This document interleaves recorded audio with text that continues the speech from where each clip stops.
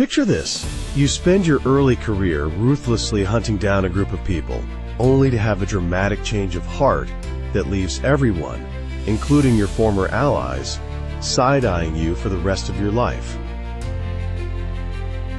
Welcome to the story of Paul, the man who went from public enemy number one to the movement's most tireless salesman, and let's just say the job benefits were terrible.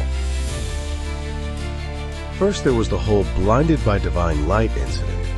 Sure, it was a life-changing moment, but also, imagine trying to explain that on your resume.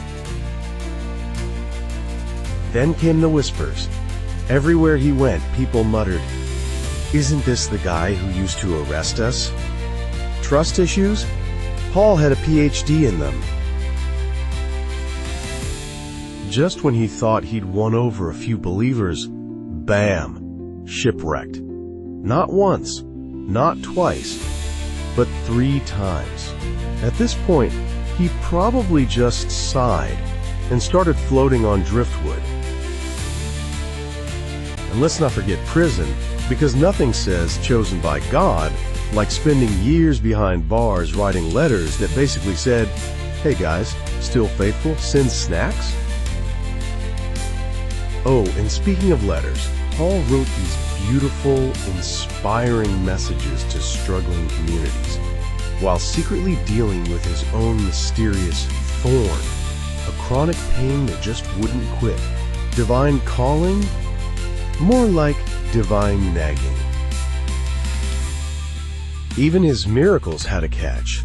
Like that time he resurrected a guy who fell out a window after Paul's sermon literally bored him to death. Awkward.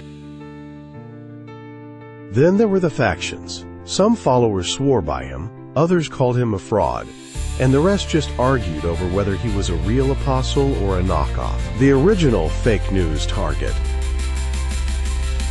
He traveled non-stop, dodging riots, starvation, and angry mobs, all while trying to keep up morale with pep talks like, "Rejoice in suffering."